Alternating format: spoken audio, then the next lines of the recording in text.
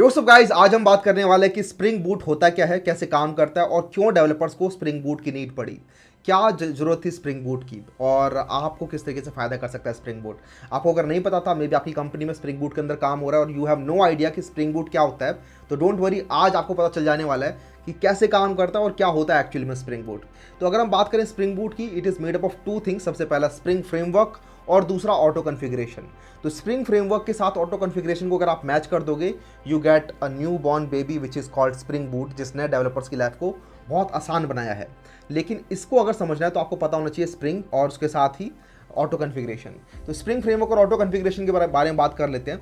तो सबसे पहले आया था स्प्रिंग फ्रेमवर्क, और ये क्यों बना था? बिकॉज अगर हम बात करें 2003 से पहले, जब स्प्रिंग फ्रेमवर्क बना भी नहीं था, तो उस टाइम पर डेवलपर्स जब भी कुछ भी एप्लीकेशन बना रहे होते थे, अब ये किसी भी टाइप का एप्लीकेशन हो सकता है बैकएंड एप्लीकेशन हो सकता है फुल स्टैक वेब एप्लीकेशन हो, या फिर हो सकता है कि कोई बैच प्रोसेसिंग की चीज़ हो, या फिर कमांड लाइन इंटरफेस हो, या फिर स्ट्रीम प्रोसेसिंग का कोई एप्लीकेशन हो, या फिर सिक्योरिटी एप्लीकेशन हो, मल्टीपल टाइप के एप्लीकेशन होते थे। अब हम सब लोगों ने फ्रंट एंड बैक एंड देखा है, डेटाबेस देखा है, तो हमें लगता है कि सिर्फ यही एप्लीकेशन होते हैं, बट रियल वर्ल्ड में जाओगे तो बहुत डिफरेंट टाइप के एप्लीकेशन बैकग्राउंड में चल रहे होते हैं, जो कि एक्चुअली में कंपनी को रिक्वायरमेंट भी होती है जिनकी। खैर, इस टाइप के एप्लीकेशन डेवलपर्स बना रहे होते थे with the help of Java programming language, but इसके साथ इशू थे, क्योंकि वो बनाते थे जावा ईई के अंदर, जावा एंटरप्राइज एडिशन के अंदर, ठीक है। और इसके अंदर काफ़ी सारी कॉन्फ़िगरेशन करनी पड़ती थी। डेवलपर्स महीने लगा देते थे इससे पहले कि वो एक कोड लिख सकें जो बिजनेस लॉजिक को इंप्लीमेंट कर रहा है, ठीक है। पूरा का पूरा कोड कॉन्फ़िगर करेंगे, डिफरेंट लाइब्रेरीज को कॉन्फ़िगर करेंगे कि इनके वर्जन आपस में कंपैटिबल हैं कि नहीं है, सर्वर्स को मैनेज करेंगे, सर्वर्स की कॉन्फ़िगरेशन को लिखेंगे, डेटाबेस को कनेक्ट करना है तो डेटाबेस के ऊपर जो ORM लेयर अभी हमें मिल जाती है वो खुद से बनाना पड़ता था। तो बहुत सारा काम करना पड़ता था डेवलपर्स को कॉन्फ़िगरेशन के मामले में। और उसके बाद भी जो उनको एक प्रोडक्ट मिलता था वो एक टाइटली कपल्ड सिस्टम होता था, मतलब कि उस सिस्टम के अंदर आप टेस्टिंग नहीं कर सकते, अलग अलग डिफरेंट टाइप की AB टेस्टिंग नहीं कर सकते, या फिर डिफरेंट टाइप की डिप्लॉयमेंट नहीं कर सकते। Why? Because system tightly coupled है। A सिस्टम B सिस्टम से टाइटली कपल्ड है, तो B सिस्टम के अलावा C के साथ अगर A को करना है, you had no way of doing that, because tight coupling हो रखी थी। तो डेवलपर्स नीडेड समथिंग जिससे कि टाइट कपलिंग भी हटे, लूज कपलिंग आए, सो दैट हम डिफरेंट सिस्टम के साथ टेस्ट कर सकें, ऑल्सो डिपेंडेंसीज को मैनेज ना करना पड़े। तो वहाँ पे आया 2003 में स्प्रिंग फ्रेमवर्क, ठीक है। और इसने काफ़ी हद तक डेवलपर्स की लाइफ को आसान किया, बिकॉज अब डेवलपर जावा के अंदर अपने एंटरप्राइज लेवल के कोड तो कर ही सकते थे, लेकिन साथ में उनको कॉन्फ़िगरेशन की टेंशन लेने की जरूरत नहीं थी। मतलब कि उसके अंदर प्री डिफाइंड कुछ कॉन्फ़िगरेशंस आती थी, और आपको भी अगर कुछ अपनी कॉन्फ़िगरेशन कुछ और डिफाइन करनी है, डिफ़ॉल्ट बिहेवियर को चेंज करना है, तो आपके पास प्रॉपर प्रोविजन था कि अपनी XML फाइल्स के अंदर आप बता दो किस तरीके का कॉन्फ़िगर करना है आपको अपने सिस्टम को, वैसा स्प्रिंग फ्रेमवर्क कर देगा। इसी के साथ ही डिपेंडेंसी इंजेक्शन स्प्रिंग फ्रेमवर्क के अंदर डायरेक्टली मिलता है आउट ऑफ द बॉक्स। एक MVC आर्किटेक्चर मिलता है कि देखो भाई, MVC को फॉलो करेंगे, मॉडल व्यू कंट्रोलर को फॉलो करेंगे, और इससे अगर हम फॉलो करेंगे तो हमारा जो कोड है वो स्केलेबल बनेगा। स्केलेबल का मतलब ये नहीं कि बहुत मिलियंस ऑफ यूजर्स तक जाएगा, नहीं। स्केलेबल कोड भी एक चीज़ होती है कि आप जो कोड लिख रहे हो उसमें अगर हम बहुत सारे मॉड्यूल्स धीरे धीरे करके ऐड करते जाएंगे, तो क्या आपका कोड ड्राई है? क्या आप सिंपल कोड लिख रहे हो जो कि मल्टीपल टीम्स भी अगर उसके अंदर आती हैं तो उसको समझ पाएँ? क्या आपका कोड एक्सटेंसिबल है कि अगर इसके अंदर कुछ फर्दर फ्यूचर में चेंज करने हो तो वो सब हो जाए? क्या आपका कोड लूजली कपल्ड है कि अगर डिफरेंट सिनेरियोज के साथ मुझे डिफरेंट कॉन्फ़िगरेशंस पास करनी है तो ये सब हो जाए? तो ये सब पॉसिबल हो पाया स्प्रिंग फ्रेमवर्क के अंदर। जो आपका IOC होता है, इन्वर्जन ऑफ कंट्रोल कंटेनर, वो ये सब चीज़ें पॉसिबल कर पाया। Now you had aspect oriented programming, now you had event driven programming, now you had dependency injection, because आपके पास IOC आ गया था।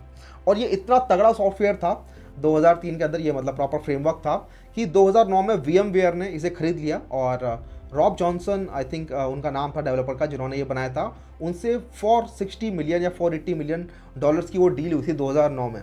और आज VMware के पास ही आपका स्प्रिंग फ्रेमवर्क, और डेवलपर्स को बहुत अच्छी सुविधाएं प्रोवाइड करते हैं वो। अब बहुत ज़्यादा बड़ा कम्युनिटी सपोर्ट आ चुका है, और बड़ी बड़ी कंपनीज आज के डेट में स्प्रिंग फ्रेमवर्क को यूज़ कर रही हैं। लेकिन हम बात कर रहे थे स्प्रिंग बूट की, ठीक है। स्प्रिंग बूट कुछ अलग नहीं है। स्प्रिंग बूट ऐसा नहीं कहता कि मैं स्प्रिंग फ्रेमवर्क को रिप्लेस कर दूंगा, नहीं। You have to use Spring framework if you want to use Spring Boot, लेकिन स्प्रिंग बूट थोड़ी एडिशनल फंक्शनैलिटीज लेकर आया। तो अब देखो यार, कुछ दिक्कतें थी जावा ईई के साथ है, ठीक है, उनको ठीक किया स्प्रिंग फ्रेमवर्क ने। अब आया उसके बाद स्प्रिंग बूट, इसने स्प्रिंग फ्रेमवर्क की कुछ दिक्कतों को ठीक किया और उनको थोड़ा और ऑप्टिमाइज किया, सो दैट सिरदर्दी थोड़ी और हटे डेवलपर्स के ऊपर से। सबसे पहले ऑटो कॉन्फ़िगरेशन। तो होता क्या था, स्प्रिंग फ्रेमवर्क के अंदर बहुत सारी कॉन्फ़िगरेशन आपको सेट करनी पड़ती थी खुद से, ठीक है। तो कुछ कुछ बढ़िया डिफ़ॉल्ट कॉन्फ़िगरेशन इसके अंदर नहीं आती थी, आपको सब कुछ बैठ के खुद से कॉन्फ़िगर करना पड़ता था, ठीक है। तो उस चीज़ को रिप्लेस किया स्प्रिंग बूट ने बोला देखो भाई हम आपको सेंसिबल डिफ़ॉल्ट कॉन्फ़िगरेशन ला के देंगे कि अगर आपको अपना बेसिक एक रेडी टू गो प्रोटोटाइप बनाना है तो उसके लिए आपको बहुत सारी कॉन्फ़िगरेशन बैठ के पूरा हफ्ता भर लगाने की ज़रूरत नहीं है। आप आओ बस अपना एक स्टार्टर एप्लीकेशन लो, डिपेंडेंसीज इसके अंदर हम आपको प्रोवाइड कर ही रहे हैं, स्टार्टर डिपेंडेंसीज वो भरो इनके अंदर और अपना एप्लीकेशन तुरंत रन करना स्टार्ट करो, ठीक है। तो ये मिलता था। दूसरा इसके अंदर एम्बेडेड सर्वर आपको मिलता है, तो सर्वर्स आपको खुद से सर्वर का कोड लेके आने की जरूरत नहीं है, एम्बेडेड सर्वर इसके अंदर आपको मिलता है। डिफरेंट और कंपोनेंट्स इसके अंदर होते हैं, जैसे कि स्प्रिंग सिक्योरिटी हो गया, अगर आप लोगों को ऑथेंटिकेशन ऑथराइजेशन करना है तो उसका कोड इसमें लिखा हुआ है, आपको डायरेक्टली प्लग एंड प्ले करना है and you get a code जो कि वेरीफाइड है ऑलरेडी थाउजेंड्स ऑफ डेवलपर्स के द्वारा जो स्प्रिंग बूट के अंदर बैठे हुए हैं। तीसरा इसके अंदर आपको डिपेंडेंसीज को मैनेज करने के लिए कुछ खुद से करने की जरूरत नहीं है, डिपेंडेंसीज ऑलरेडी इसके अंदर मैनेज होती हैं, एज इन की डिपेंडेंसी ए का वर्जन बी और डिपेंडेंसी सी का वर्जन डी आपस में कंपैटिबल है कि नहीं है, ये सब अपने आप ही चेक हो जाता है इसके अंदर, ठीक है। और कौन सा बीन कहाँ लोड करना है, कौन सी कॉन्फ़िगरेशन कब लोड करनी है, ये सब ऑटो कॉन्फ़िगरेशन अपने आप ही ख्याल रख लेता है। तो आपका जो फाइनल प्रोडक्ट बनता है, फाइनल जो आपकी जार फाइल आउटपुट बनती है वो भी काफ़ी स्मॉल वेट होती है, बहुत हैवी नहीं होती है। तो स्प्रिंग बूट ने इन सभी प्रॉब्लम्स को ठीक किया और भी मल्टीपल चीज़ें ठीक करी स्प्रिंग बूट ने, जिसकी वजह से आज की डेट में ये डेवलपर्स का गो टू चॉइस है। किसी कंपनी के अंदर अगर स्प्रिंग फ्रेमवर्क यूज़ होता था आज से पहले, तो अभी भी वो स्प्रिंग फ्रेमवर्क यूज़ करते हैं, लेकिन जब भी उनको नई माइक्रो सर्विस बनानी होती है they always go for spring boot, because spring boot के अंदर ऑलरेडी डिफॉल्ट कॉन्फ़िगरेशन डले हुए हैं। और अगर उनको अपने कंपनी वाइड कॉन्फ़िगरेशन को यूज़ करना है तो all they have to do is just copy and paste one file, one और मे बी टू फाइल्स। जब उनको दिखता है कि हमें रियल टाइम डेटा के साथ डील करनी है या फिर हमें बहुत बड़े स्केल पर डील करनी होगी फ्यूचर में, तो वो अभी से ही स्टार्ट कर देते हैं स्प्रिंग बूट के साथ, ठीक है। तो बहुत कमाल की टेक्नोलॉजी है, आप इसके अंदर बढ़िया सर्विसेज बना सकते हो। सिर्फ ये नहीं कह रहा मैं कि रेस्ट एपीआई बना सकते हो, नहीं, आप इसके अंदर ग्राफक्यूएल बनाओ, ठीक है, पूरा उसका सपोर्ट है। आपको इसके अंदर कभी ऑथेंटिकेशन डालना है तो स्प्रिंग सिक्योरिटी डालो। इसी के साथ ही अगर आपको प्रोडक्शन रेडी कुछ फीचर्स चाहिए, जैसे कि logging out of the box मिलता है इसके अंदर, आपका कोड उन डिपेंडेंसीज के साथ अपने आप ही इंजेक्ट हो जाता है जो आपके कोड में रिक्वायर्ड है उस टाइम पे, ठीक है। डिफरेंट कंडीशंस होती हैं ऑटो कॉन्फ़िगरेशन के अंदर कि कौन सी डिपेंडेंसी लोड करनी है, कौन सी नहीं लोड करनी है। अब यहाँ पे हो सकता है काफ़ी सारी चीज़ें दिमाग के ऊपर से जा रही हूँ, बट यार एक्चुअली में जो एकदम प्रोडक्शन लेवल जो कोड होता है ना, जो बड़ी कंपनीज एक्चुअली यूज़ करते हैं बड़े डेटा को हैंडल करने के लिए, बड़े लोड को हैंडल करने के लिए, स्ट्रीमिंग को हैंडल करने के लिए, वो एक्चुअली में इसी को स्प्रिंग बूट को ही यूज़ कर रही होती हैं जब बात आती है स्केल की। तो एक बार जरा देख लेते हैं कि स्प्रिंग बूट एक्चुअली में कैसे काम करता है, एक स्टार्टर प्रोजेक्ट के थ्रू देखते हैं और मैं आपको दिखाऊं कितना आसान है आज की डेट में स्प्रिंग बूट के अंदर एक रेस्ट एपीआई बनाना। तो यहाँ पर देखते हैं स्प्रिंग इनिशियलाइजर, हम इस वेबसाइट पर आए हैं start.spring.io। इसकी हेल्प से आप एक बहुत जल्दी एक बढ़िया स्टार्टर प्रोजेक्ट यहाँ से डाउनलोड कर सकते हो, जो कि डायरेक्टली आप प्लग इन प्ले कर सकते हो अपनी किसी भी फेवरेट IDE के अंदर। मैं यूज़ करूँगा इंटेलिजे यहाँ पर, और यहाँ पे आप अपने प्रोजेक्ट को कॉन्फ़िगर कर सकते हो कि भाई क्या चाहिए, कौन सा बिल्ड टूल चाहिए। You can go had with Gradle, with Kotlin also, with maven आपका स्ट्रिक्टली जावा बेस्ड है। आप यहाँ पर लैंग्वेज चूज़ कर सकते हो कि कौन सी आपको लैंग्वेज चाहिए।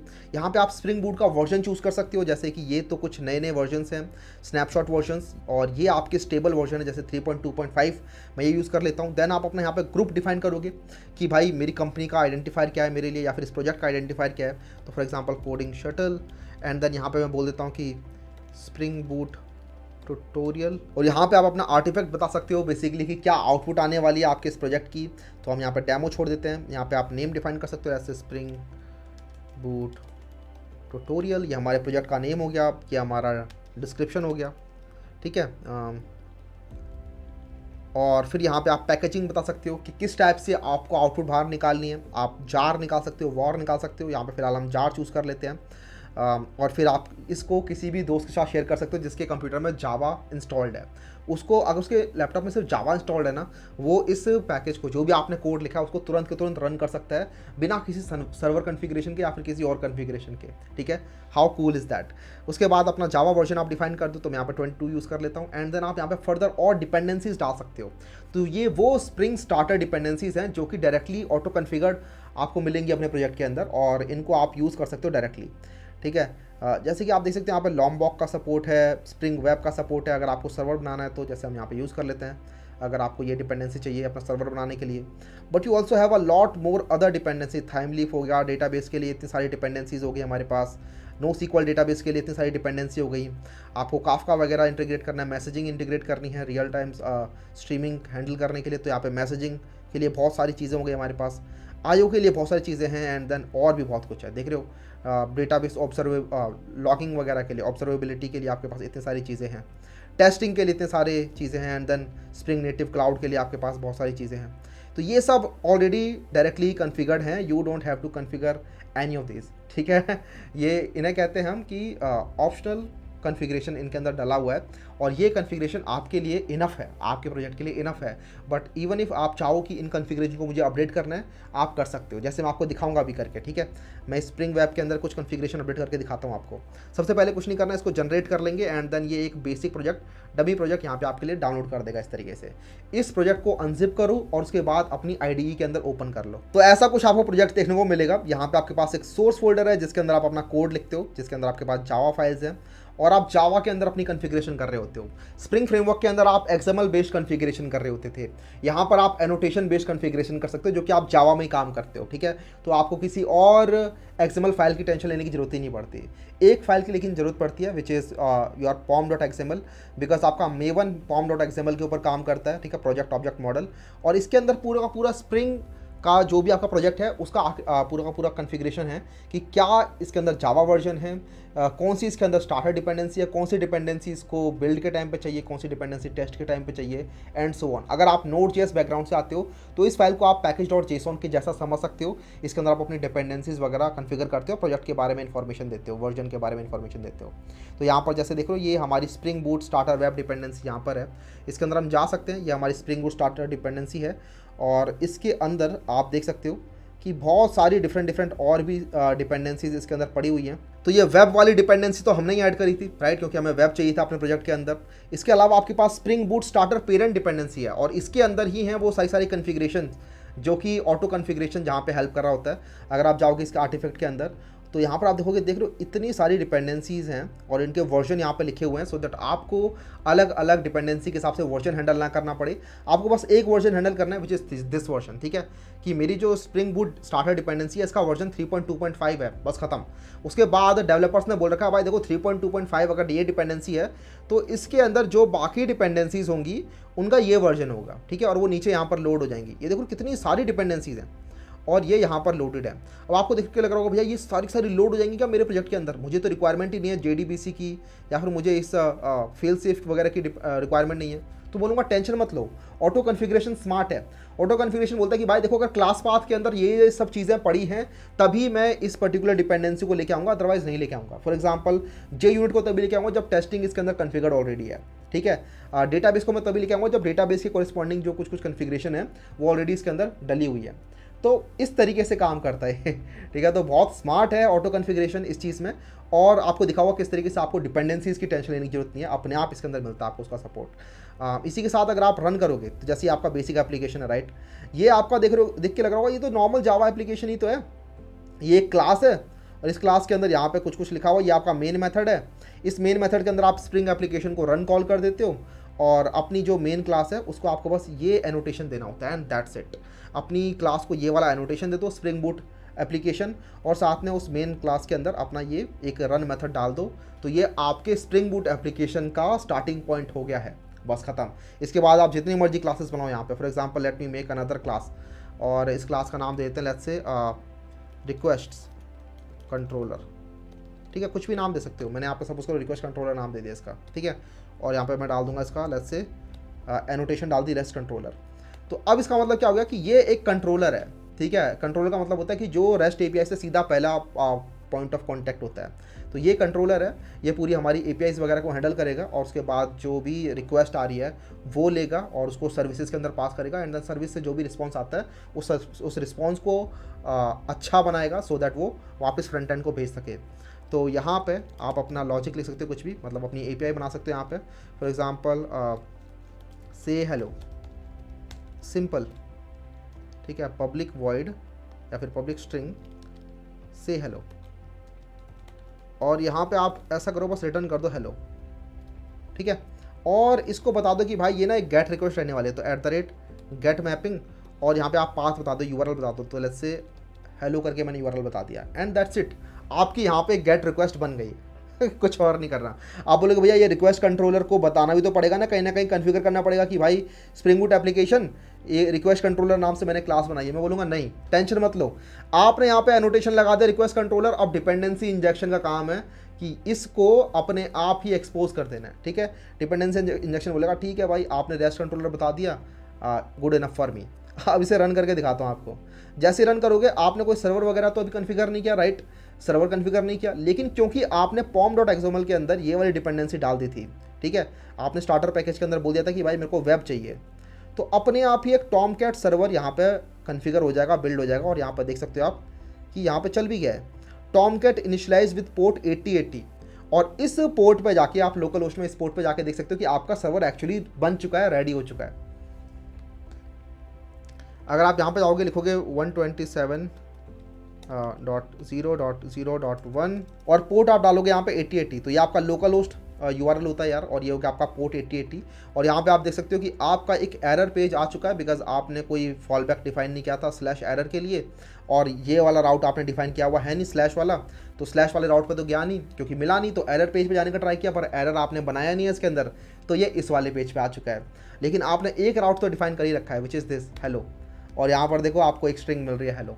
यहाँ से आप चाहो तो ऑब्जेक्ट के ऑब्जेक्ट रिटर्न कर सकते हो, वो जेसॉन फॉर्मेट में अपने आप ही मिल जाएंगे, बिकॉज अंदर जैक्सन डाला हुआ है जो कि ऑब्जेक्ट को जेसॉन में कन्वर्ट कर देता है, फिर जेसॉन को ऑब्जेक्ट में कन्वर्ट कर देता है। तो बहुत कूल चीज़ें ऑलरेडी कन्फिगर्ड है आपके लिए, आपको टेंशन लेने की जरूरत नहीं है। आपको अगर डेटाबेस से कनेक्ट करना है तो बस डेटाबेस कनेक्शन के लिए जो स्टार्टर डिपेंडेंसी है वो लेके आओ, अपने स्ट्रिंग्स बता दो कि भाई यूआरएल कनेक्शन स्ट्रिंग्स कि मेरा पासवर्ड ये है, डेटाबेस का नेम ये है, डेटाबेस कनेक्शन स्ट्रिंग ये है, एंड दैट्स इट, रेडी है। और अगर आपको कुछ भी कन्फिग्रेशन फ्यूचर में कभी चेंज करनी है तो आपको कुछ नहीं करना, अपने रिसोर्सेज में जाओ, application.properties में जाओ, और यहाँ पे आप किसी भी कन्फिग्रेशन को किसी भी तरीके से ट्वीक कर सकते हो। अगर आप इस एप्लीकेशन को कहीं पर डिप्लॉय करते हो तो उस सर्वर के अंदर आप इन्वायरमेंट वेरिएबल को अपडेट कर सकते हो, ठीक है। तो बहुत ही कूल चीज़ है। एक चीज़ और, मैं इसके ऊपर पूरा प्रोजेक्ट पूरा कोर्स लेके आने वाला हूँ स्प्रिंग बूट के ऊपर, और मैं डिस्क्रिप्शन में ना आपको एक वेट लिस्ट दे दूंगा। तो अगर आपको चाहिए कि मेरे से आप पढ़ना चाहते हो स्प्रिंग बूट, प्रॉपर जावा का यूज़ करेंगे उसके अंदर, जावा 22 का, और इंग्लिश के अंदर होगा वो, ठीक है, so that more and more people can understand it. तो यहाँ पे आप उस वेट लिस्ट के अंदर अपना नाम डाल सकते हो। बढ़िया कोर्स होगा वो, पूरा बेसिक से लेकर चलेंगे और बढ़िया एडवांस चीज़ें सीखेंगे उसके अंदर स्प्रिंग बूट रिलेटेड। जैसे कि इसकी बात कर रहे थे कन्फिग्रेशन की, राइट, तो एक्सटर्नलाइज कन्फिग्रेशन का सपोर्ट आपको स्प्रिंग बूट के अंदर मिलता है। सिर्फ यही फाइल नहीं, मल्टीपल, कम से कम 17 जगह हैं ऐसी जिनको हम कहते हैं प्रॉपर्टी सोर्सेज, उनसे आप कन्फिग्रेशन, एक्सटर्नल कन्फिग्रेशन लेके आ सकते हो अपने कोड के अंदर। फॉर एग्जांपल, मुझे लेट्स से ये टॉमकैट सर्वर का पोर्ट चेंज करना है, तो all you have to do is this, server dot port equals to let's say 9000, and that's it, just rerun this, और आपने यहाँ पे अपनी डिफॉल्ट कन्फिग्रेशन चेंज कर दिया। देखो टॉमकैट इनिशियलाइज विद 9000, और अब ये पोर्ट यहाँ पे आपको नहीं मिलेगा, ठीक है, यहाँ पे सर्वर नहीं मिलेगा, लेकिन जैसे ही जाओगे 9000 पे, एक सेकेंड, तो देखो 9000 पे आपको हेलो मिल रहा है। और सिर्फ यही नहीं, और भी बढ़िया चीज़ होती है यार इसके अंदर, मतलब कि यहाँ पे आपको पाथ वेरिएबल डिफाइन करना है, कुछ भी की हेलो के बाद नेम, इस तरीके से। फिर यहाँ पे आप बता सकते हो भाई कि देख भाई ये ना पाथ वेरिएबल है, और ये ना इस नाम से मिलेगा, और इसका तुम चाहो तो यहाँ पे नाम चेंज कर सकते हो कि it is going to be user name, ठीक है। तो यहाँ पे तो ये जावा नेम हो गया, और यहाँ पे आपने बता दिया कि किस नेम से आएगा। यहाँ पे चाहो तो दोनों नाम सेम रख सकते थे। फिर आप यहाँ पे ना बोल सकते हो कि भाई hello and then user name, that's it, just run this, and then आप अपने पाथ के अंदर आप कोई भी वेरिएबल डिफाइन कर सकते हो। जैसे कि यहाँ पे अभी अगर आप डिफाइन करोगे hello Anuj, run this, hello Anuj, ठीक है, हाउ कूल इज दैट। तो आप इस तरीके से अपने सर्वर्स डिफाइन कर सकते हो, आप इस तरीके से गेट, पुट, पोस्ट, डिलीट, किसी भी टाइप की रिक्वेस्ट बना सकते हो, डेटाबेस से कनेक्ट कर सकते हो। ये तो सिंपल होगी बात वेब सर्विसेज की, लेकिन आप काफका का कनेक्ट करके इसके अंदर आप मैसेजिंग सर्विसेज बना सकते हो, ठीक है। आप इसके अंदर CLI, proper command line interfaces बना सकते हो स्प्रिंग बूट की हेल्प से, ठीक है।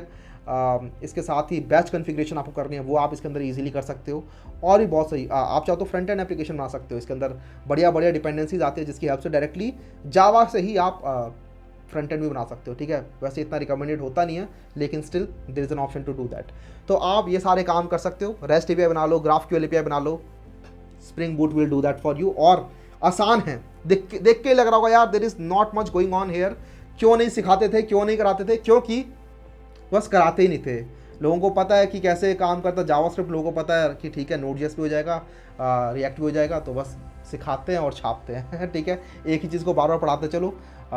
ईजी है पढ़ाना भी, कुछ करना भी नहीं है। लेकिन ये जो चीज़ है, ये जॉब्स अगर देखोगे ना मार्केट के अंदर, तो जॉब मार्केट के अंदर इस चीज़ में है, ठीक है। स्प्रिंग बूट के अंदर जो बड़ी बड़ी कंपनीज आप जाके देखोगे बैंगलोर के अंदर आज की डेट में स्प्रिंग बूट यूज़ करते हैं, और जिन लोगों को स्प्रिंग बूट आती है उनको हायर कर रही होती हैं, ठीक है। तो सीखेंगे कैसे करके आपका स्प्रिंग बूट काम करता है। नीचे मैंने डिस्क्रिप्शन के अंदर आप लोगों को एक वेट लिस्ट दे दी है, उसके अंदर जाके अपना नामांकन भर दीजिए। आप लोगों को कॉल आ जाएगी हमारी टीम की तरफ से जब हमारा वो कोर्स लाइव होगा, और आप लोगों को बढ़िया उसके अंदर डिस्काउंट भी मिलेगा, ठीक है। इसी के साथ मुझे बता देना यार, मैं यूट्यूब के ऊपर और भी बढ़िया बढ़िया वीडियो लेके आने वाला हूँ spring boot related. Spring boot के डिफरेंट चीज़ें जो कि लोगों को बहुत मुश्किल लगता है, इतना मुश्किल है नहीं, तो स्प्रिंग बूट को बढ़िया तरीके से मैं समझा रहा हूँ यूट्यूब के ऊपर। तो वीडियो को लाइक कर दो चैनल को सब्सक्राइब, और मैं मिलूंगा स्प्रिंग बूट की और बहुत सारी वीडियोस के साथ। मिलते हैं नेक्स्ट वीडियो में, चलते हैं, बाय बाय।